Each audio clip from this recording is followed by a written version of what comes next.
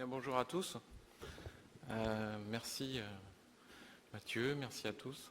Je vais essayer de vous parler un petit peu d'un modèle, d'une chose qu'on utilise en audioprothèse, qui est la HRTF. Alors ça va durer assez peu de temps. C'est plus un éveil qu'un cours que je vais vous donner. L'idée, c'est de vous sensibiliser un petit peu à ces choses-là, puis voir quel avenir ça peut avoir dans l'audioprothèse. Donc je vais faire des rappels un petit peu au niveau de la physiologie, de quels principes physiologiques sont derrière la HRTF. Je vais parler de la modélisation et vous allez avoir un exemple. J'espère que ça va vous plaire. Et alors, il faudra être indulgent, je vous le redirai tout à l'heure. On va parler de l'application, l'unique application que j'ai trouvée en audioprothèse qui utilise cette technique. Et ensuite, on parlera des applications qu'il y a au niveau du public et de l'industrie. Puis enfin, des pistes de développement. Donc l'HRTF, ça veut dire Head Related Transfer Function, ou fonction de transfert en relation avec la tête. C'est basé en fait sur le principe de l'audition binaurale qui font appel à la psychoacoustique et entre autres le principe de différence interorale de temps et de différence interorale d'intensité, effet d'ombre de la tête, diffraction, réflexion. Donc, pour les étudiants, c'est un rappel, et puis pour les audios, c'est plus du rappel. Le principe de la HRTF, en fait, c'est une réponse en fond de conduit d'un bruit impulsionnel. En fait, cette réponse, évidemment, elle va dépendre de la position, c'est-à-dire l'azimut, l'élévation, c'est-à-dire qu'on va travailler sur les trois dimensions et la distance. Donc, vous avez ici des exemples. Donc, il y a un mémoire qui a été fait à Nancy par Olivier Ferber qui résume bien en fait ce principe-là. C'est assez didactique. Si vous voulez aller plus loin, je vous invite à le faire. Donc vous avez ici deux exemples en fait, de réponses en fond de conduit en fonction en fait, d'un azimut, d'une élévation qui change. Donc vous voyez bien qu'on a un déplacement de certains pics de fréquence et c'est ça en fait qui va faire qu'on va avoir un effet son 3D entre autres. Alors quand on parle de HRTF, il y a deux choses importantes à prendre en compte. La première en fait c'est le type d'enregistrement évidemment. L'idée de l'HRTF c'est aussi de vous faire bouger des sons dans la tête. Donc on le verra juste après cela. Donc la prise de son va être importante, il va falloir faire attention à la prise de son que vous voulez faire, c'est-à-dire qu'on va être en mode multi-microphonique, on va avoir plusieurs micros pour avoir plusieurs sources sonores, ou alors on va utiliser un mélange de sources sonores qu'on va prendre individuellement. Après, évidemment, il faut parler de la restitution, on va avoir deux types de restitution, on va avoir une restitution qui va être stéréophonique au casque, c'est la majorité des applications HRTF aujourd'hui. Mais après, on va avoir aussi des applications multidiffusion en salle. Et du coup, il va falloir faire appel à plusieurs haut-parleurs. En termes de modélisation, c'est très succinct, hein, c'est très résumé. L'idée, c'est vraiment de vous éveiller. Donc, il ne faut pas m'en tenir grief par rapport à la teneur de la présentation. En modélisation HRTF, en fait, vous avez trois grands principes. Il y en a plusieurs autres. Hein. Je ne peux pas tous les détailler. En fait, le temps est un peu compté. Je voudrais aussi que Stéphane Dufossé, après, ait un peu la parole par rapport à son truc, à son application. Donc, vous avez la projection indirecte, qui est l'utilisation de fonctions de transfert appliquées au signal. En fait, on appelle ça une modélisation par matrissage. Et on va appliquer, en fait, un déphasage et un filtrage au fichier sonore, qui va créer en fait des sensations, vous le verrez, on va essayer de vous les faire passer, qui va créer des sensations où le son bouge dans votre tête. Il y a une méthode qui s'appelle ambisonic en fait, qui est sous copyright. En fait, c'est une numérisation multipiste avec une modélisation spatiale du champ sonore en harmonique sous forme de sphère. C'est-à-dire qu'on va avoir une sphère à 4 dimensions et on va modéliser en fait l'espace sonore en termes d'harmonique sous une sphère. Donc ça commence à être un peu complexe. Je vous avouerai que moi je reste audioprothésiste, hein, je ne suis pas acousticien. C'est un autre métier, mais ça se fait. Après, vous avez un système aussi qui va générer un synthèse de front d'onde. Donc on va créer des sources sonores virtuelles avec un système de haut-parleurs et on va jouer sur le front d'onde. Et ça fait partie d'un projet qui est assez... qui fédère une dizaine de labos de recherche, dont l'IRCAM, Fraunhofer, qui s'appelle le projet Caruso.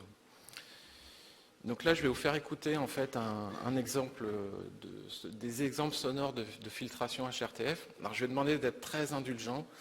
parce qu'en fait, c'est un extrait sonore qui est fait pour être écouté au casque. Donc évidemment, vous n'êtes pas un casque, vous êtes dans une salle. J'ai testé hier, ça fonctionne, sachant que ceux qui sont plus sur la droite seront moins marqués et ceux sur la gauche aussi, puisque ceux qui sont au centre sont bien placés. Donc si vous voulez vous resserrer tous, on n'a pas le temps, mais l'idée c'est que vous ayez un peu l'effet. Et puis je vous laisse écouter, je vous dis simplement, il y aura vous verrez en bas de l'écran, il y a écrit Steam Audio qui est écrit en bleu. Quand Steam Audio est en bleu, en fait, vous êtes en modélisation HRTF. Et après, vous aurez à un moment donné, vous verrez, vous passerez en stéréo classique. Donc vous pourrez marquer la différence.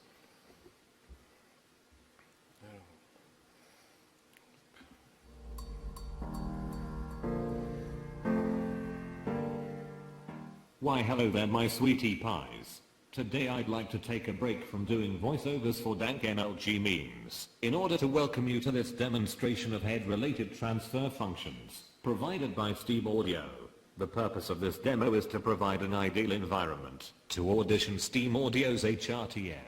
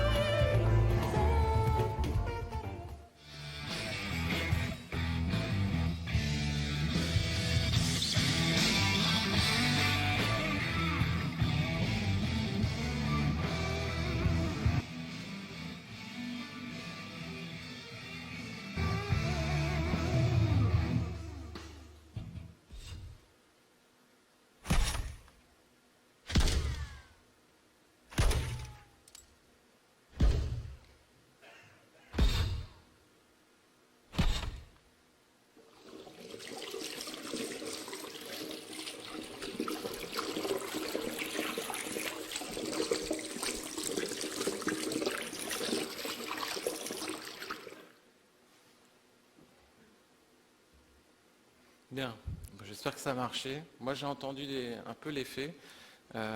Donc en fait maintenant je vais vous parler de l'application qui est utilisée en audioprothèse.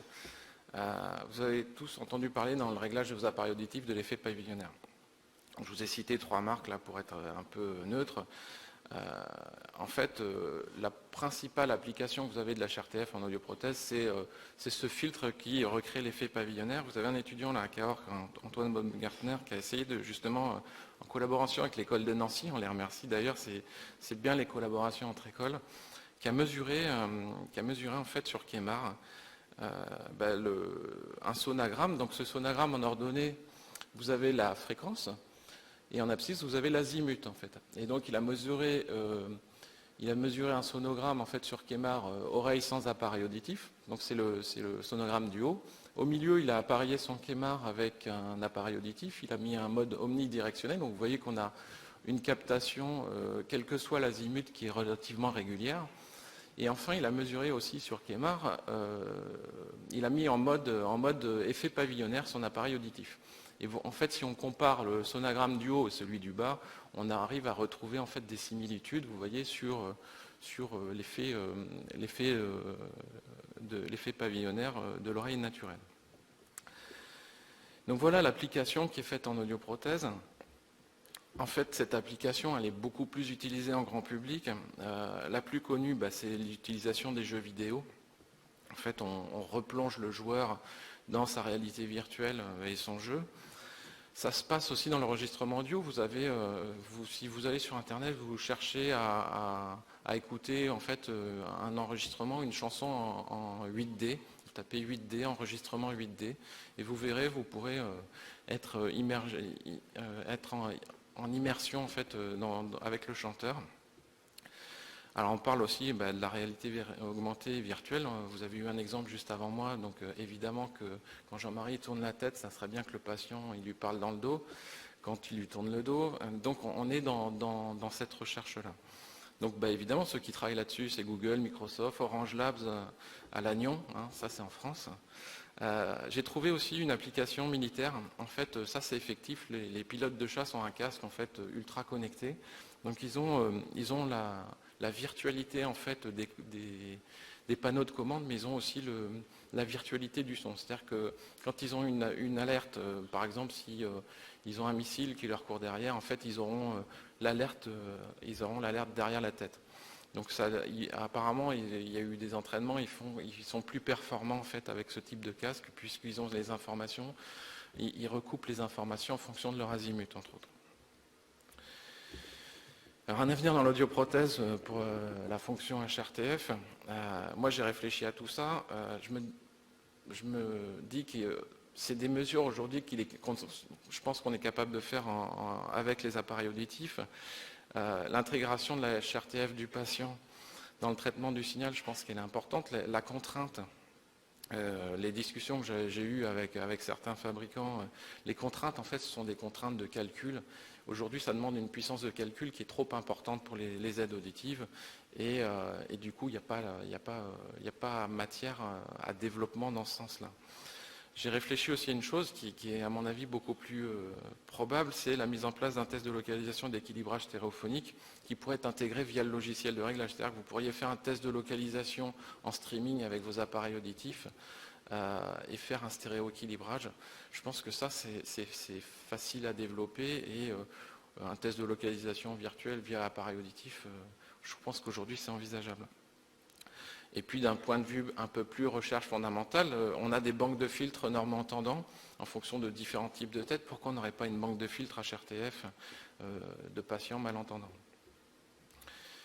Donc pour conclure, la HRTF, c'est une technique ancienne, mais en fait qui fait appel à l'audition binaurale, mais qui est plus jamais que d'actualité, puisqu'en fait on est de plus en plus dans le monde virtuel et on veut recréer et s'immerger dans un monde sonore virtuel.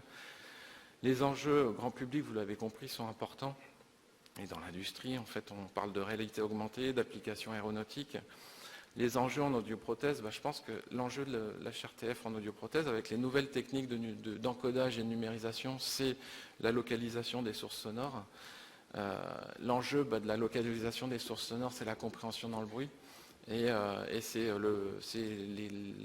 la question auquel on a du mal à répondre aujourd'hui. Donc une modélisation simplifiée dans l'avenir peut-être aiderait à l'intégration de cette technologie dans les appareils auditifs, c'est-à-dire que c'est peut-être avec un nouvel encodage qui demande moins de ressources, et puis en fait, enfin le test de stéréo-équilibrage dont je vous ai parlé tout à l'heure. Pour aller plus loin, je vous ai mis un petit peu des sources bibliographiques. Je vais introduire Stéphane Dufossé. Stéphane Dufossé, je l'ai rencontré cet été. En fait, j'ai été partenaire d'un festival de blues. Et je l'ai rencontré sur ce festival. Et j'ai pu tester en fait l'application qu'il va vous présenter, qui je pense en fait est une source pour l'éveil, pour la musique. Et puis faut qu'on pense à ça aussi, à l'éveil et à la musique dans notre métier. Et pourquoi pas le rendre aussi accessible aux malentendants. Donc je passe la parole à Stéphane. Merci Frédéric.